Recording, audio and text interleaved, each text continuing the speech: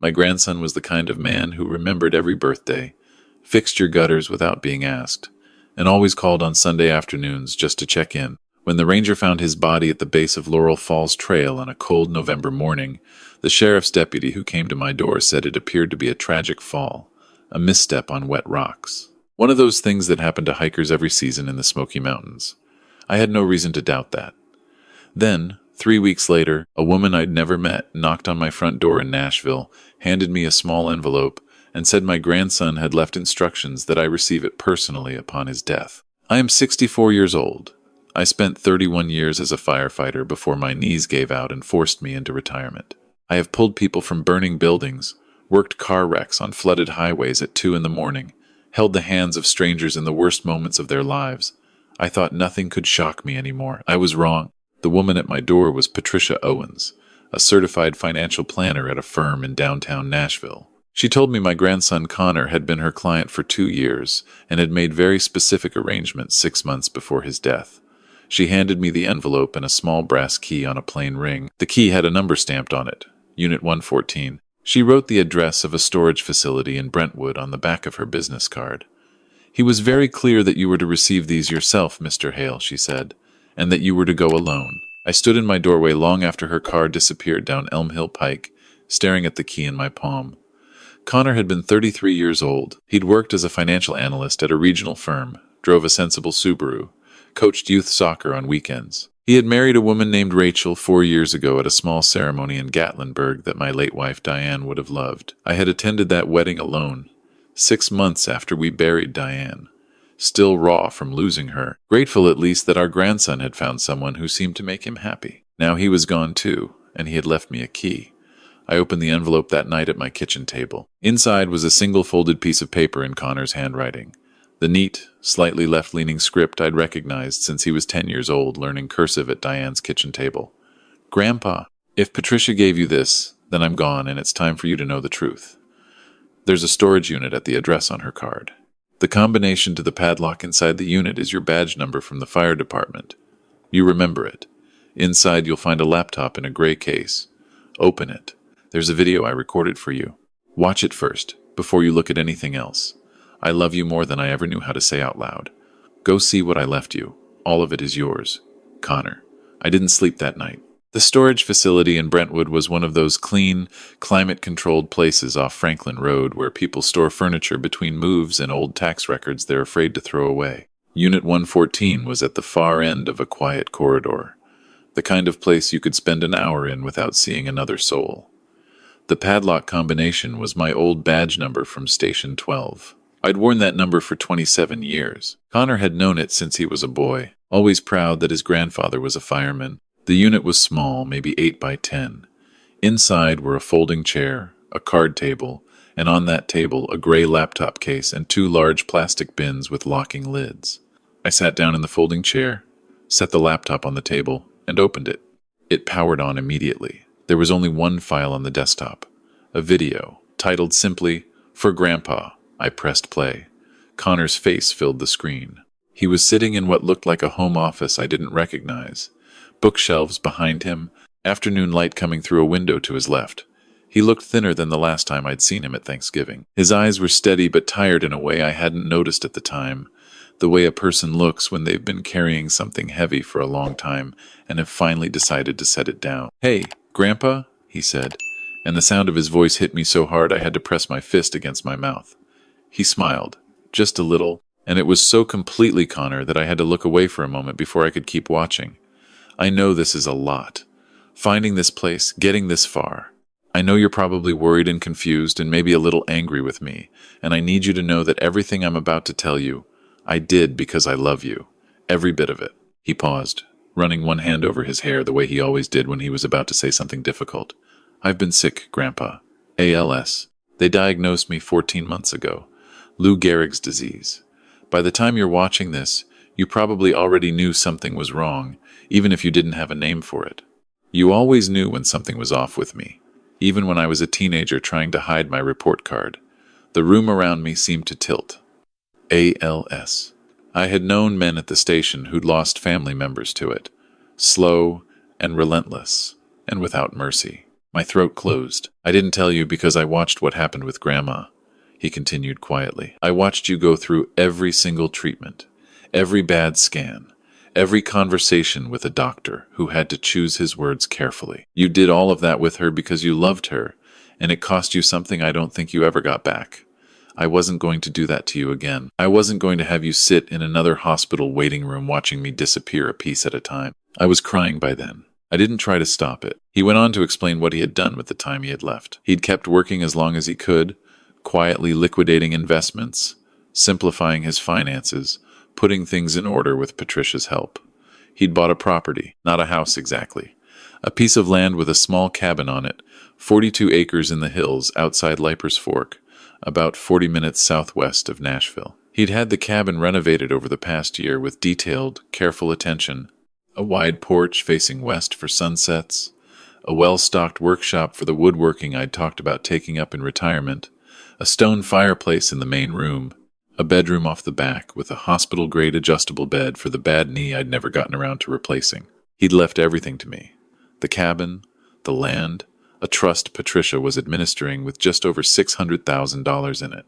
More money than I'd imagined my grandson had ever saved. He explained where it had come from. Years of maxed-out 401k contributions starting at 22. Stock options from an early employer that had done well. An inheritance from Diane's sister that he'd quietly invested and never touched. I built that place for you, Grandpa, he said on the screen. I wanted you to have somewhere quiet and beautiful where you could put Grandma's garden in if you wanted, where you could wake up to something that didn't feel like waiting. I sat in that folding chair in the storage unit for a long time, just breathing. Then Connor's expression on the screen shifted.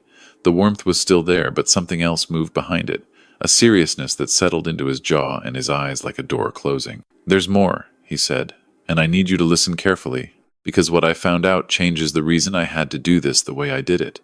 He reached off screen and brought a folder into frame, setting it on the desk in front of him. About 4 months ago, I started noticing things with Rachel. Small things at first, the kind you explain away because you don't want to believe what you're seeing. She started taking calls in another room. She started coming home late from her real estate office with explanations that didn't quite add up. I told myself it was stress. I told myself she was scared about my diagnosis and pulling away to cope. He paused. Then Patricia flagged something. A life insurance policy in my name that I had no memory of signing. $750,000. With Rachel listed as the sole beneficiary. Patricia had found it when doing a routine review of my estate documents and called me immediately because the policy was dated 8 months ago, around the time my symptoms were first becoming noticeable, and because my signature on the application didn't look right to her. I leaned forward in the folding chair, the grief in my chest hardening into something colder. I hired an investigator. Her name is Donna Capshaw. She's out of Franklin, and she's very good. What Donna found over the next 6 weeks is in the first bin, Grandpa. Photographs. A second insurance policy I didn't know about. $400,000 payable to a beneficiary trust. And documentation linking Rachel to a man named Marcus Drell, a real estate developer she'd been working with professionally for 2 years, and personally for at least 14 months. Connor's voice was steady, but I could see the effort it was costing him. Marcus Drell has a history. 2 civil fraud suits that were settled quietly. A bankruptcy in 2019 that got cleaned up quickly with money that didn't appear to come from any traceable source. Donna found evidence that Rachel and Marcus had been meeting regularly at a condo in Germantown, that they had taken a trip together to Destin in September under names that weren't theirs, and that in the weeks before my hiking trip, both of them had separately searched online for information about ALS life expectancy, insurance, payout timelines, and what constitutes an accidental death versus natural causes. The blood in my veins went cold and still. Look at the second folder in the bin, he said. The one labeled audio. I had Donna plant a listening device in the study at the house. Rachel and Marcus met there on a Wednesday afternoon when I was supposed to be at a physical therapy appointment. I came home early. The device captured everything. He stopped for a moment and looked directly into the camera with an expression I will never forget as long as I live. They weren't planning to wait for the ALS, Grandpa. They were planning to help things along. The hiking trip to the Smokies had been Rachel's suggestion. She'd proposed it a month earlier, said it would be good for me, said fresh air and movement were important, said she'd read that ALS patients benefited from staying active. I believed her. I thought she was trying. I stood up from the chair without meaning to, just needing to be on my feet. I need you to understand something, he continued. When I found out what they were planning, I had a choice to make. The doctors had already told me I was likely looking at 6 to 9 months, maybe less, given how quickly things were progressing. I was going to die. That wasn't something I could change. But how I died, and whether these two people walked away free with my money and went on to do this to someone else, that was something I could affect. He folded his hands on the desk. So I went on the trip. I hired a former federal agent named Roy Briggs, who Patricia recommended. Roy fitted me with a body camera in the collar of my jacket the morning I left. He set up a live stream that recorded everything to a secure cloud server, and he was positioned at a pull-off on the highway with a clear line of sight to the trailhead. He has copies of everything. Rachel drove me to the trailhead and said she'd be back to pick me up in 3 hours. She watched me walk up the trail. I knew exactly what the wet rocks at the base of Laurel Falls could do. His voice was quiet and even, the voice of a man at peace with a terrible decision. What happened on that trail is in the footage. Grandpa, Roy has the full recording. I told Roy to give me 30 days before he made contact with you, to give you time to grieve without the weight of all this landing on you at once. If you're watching this, 30 days have passed. Call Roy. His number is written on a card in the bottom of the second bin, under the folders. Connor looked into the camera for a long moment. I couldn't let them win. I couldn't let Rachel collect that money and disappear somewhere with Marcus while you were left here wondering what happened. I couldn't leave you alone with a story that didn't add up. You taught me my whole life that the truth matters even when it costs you something. You ran into burning buildings for strangers, Grandpa. You stood in the fire because it was the right thing to do. I hope I did the same. Take the evidence to the FBI. Roy will help you. Don't go to local law enforcement first. The insurance fraud crosses state lines. Rachel's trust was set up in Georgia, and Roy says it's a federal matter. He paused one more time. I love you, Grandpa, more than I had words for. I'm sorry I won't be there to sit on that porch with you. But I built it for you, and I want you to use it. I want you to be there, and I want you to be okay. The video ended. I sat in that storage unit for almost an hour before I could drive. Roy Briggs answered on the second ring. He was a quiet, precise man, former ATF, and he had been expecting my call. He drove to the storage unit that afternoon and walked me through everything in the 2 bins. The photographs Donna Capshaw had taken of Rachel and Marcus together, the copies of the 2 insurance policies with Connor's forged signatures, financial records showing a new joint account opened in Georgia under a variant of Rachel's middle name, and a printed transcript of the audio recording from the home study. I read the transcript sitting in the folding chair with Roy standing beside me. Rachel's voice in cold print. The doctor said he could be stable for another year. That's too long. We can't hold on to everything for a year. Marcus's voice. The hiking trip is clean. Mountain trails, November weather. Nobody questions it. Rachel, and afterward? Marcus. We let the dust settle. 6 months, maybe 8. Then we move. Rachel. All of it goes to the trust. Marcus. If this goes wrong. Marcus. It won't go wrong. He thinks you're trying to help him. He'll go wherever you tell him to go. I set the transcript down on the card table and looked at the wall of the storage unit for a long time. Roy drove me to the Nashville field office of the FBI the following morning. The agent who received us was a woman named Special Agent Carolyn Marsh, and she was sharp and careful and took every piece of evidence seriously. She spent 90 minutes reviewing the documents, listened to the audio recording twice, and made 3 phone calls before she looked across the table at me and said, Mr. Hale, this is a federal case. We're opening it today. The investigation took 7 months. 7 months of learning to live at the cabin in Leiper's Fork that my grandson had built for me, waking to the sound of wind in the tree line and the particular quiet that comes from being far enough from the highway that you can't hear traffic. 7 months of learning the layout of the workshop Connor had stocked with tools I'd mentioned wanting over the years.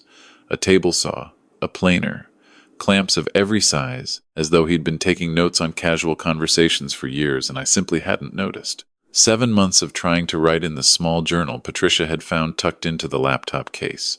A gift from Connor with a note that said, You always said you had stories in you, Grandpa. Tell them. Agent Marsh called me on a Tuesday in June. They had located Rachel in Savannah, Georgia, living under her middle name, Elena, in a rented house near the waterfront, using a Georgia driver's license obtained with a modified birth certificate. Marcus Drell had been found 3 weeks earlier in Boca Raton, Florida, staying at a furnished apartment leased through one of his shell LLCs. They had not been in contact for at least 2 months. Financial investigators had traced $280,000 that had been moved from the insurance trust to 3 separate accounts in the weeks before Rachel relocated. The accounts were in the names of people who did not exist. They were taken into custody within 48 hours of each other. I drove to federal court in Nashville on a gray October morning, exactly 1 year after Connor had gone to the Smokies. The courthouse lobby was cold and bright with the particular fluorescent neutrality of government buildings. Roy Briggs met me at the security checkpoint and walked me to the gallery. Rachel came in through the side door in a navy blazer and dark slacks. Her hair different than I remembered, shorter and lighter. She had lost weight. She sat at the defense table without looking at the gallery, without looking at me. And I was glad for that because I wasn't sure what I would have done if she had. Marcus was tried separately. He had agreed to testify against Rachel in exchange for a reduced charge on the conspiracy count, a decision that his own attorney later admitted had not improved his standing with the jury assigned to his own case. The trial lasted 2 weeks. I testified on the 4th day. Roy sat beside me at the witness table and the prosecutor, a methodical young woman named Assistant U.S. Attorney Teresa Halloran, walked me through every piece of evidence in the order Connor had left it. When the body camera footage from the trail was played in the courtroom, the gallery went very quiet. You could not see what happened clearly.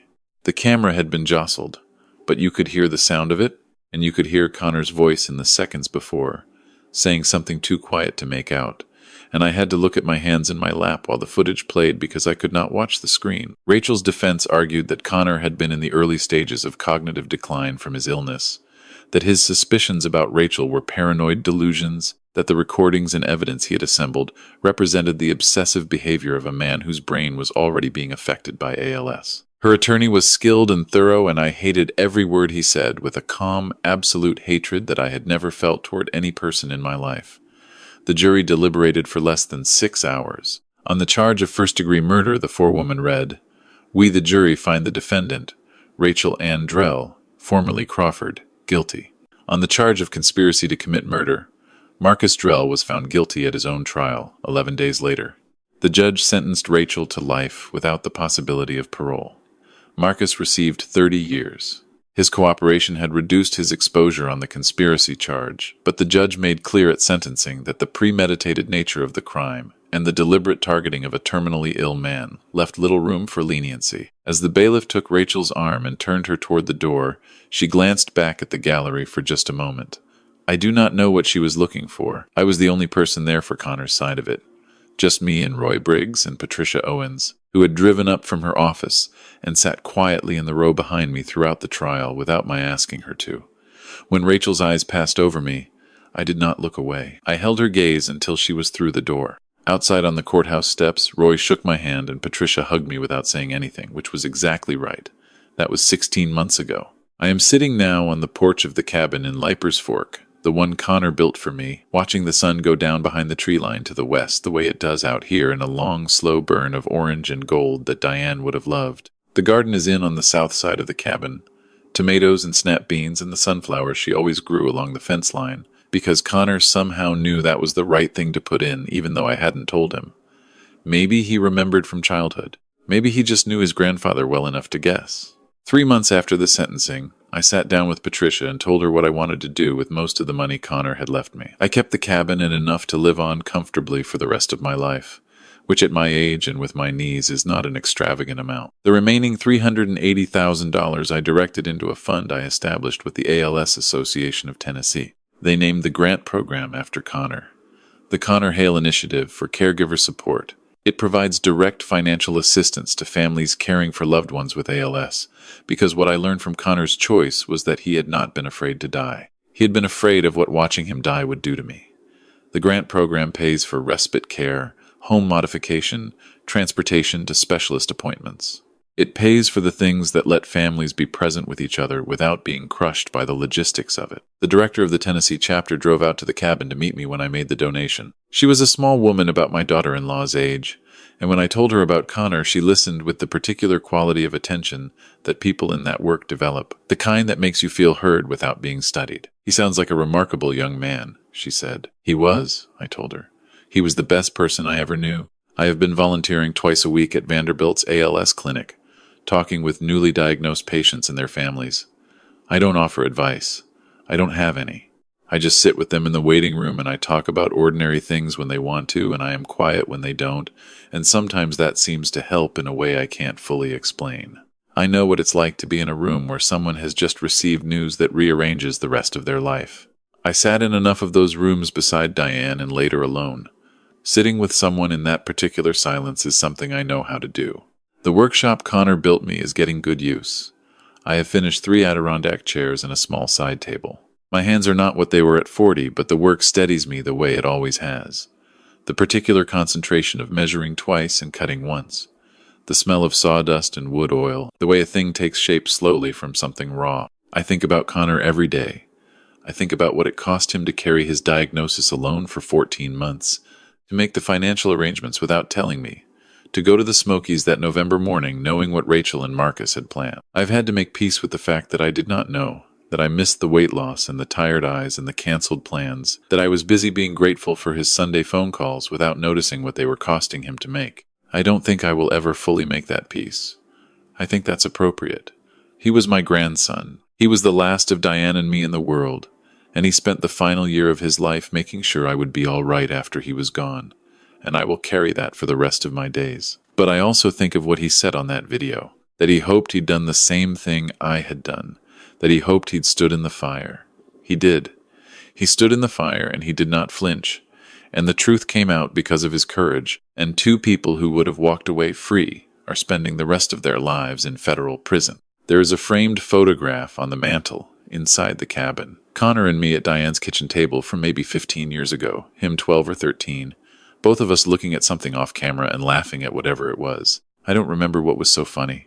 I'd give a great deal to know. But I look at it every morning when I come in from the porch and I tell him that things are all right here, that the garden is in, that the workshop is running, that the people in that clinic waiting room are a little less alone because of what he left behind.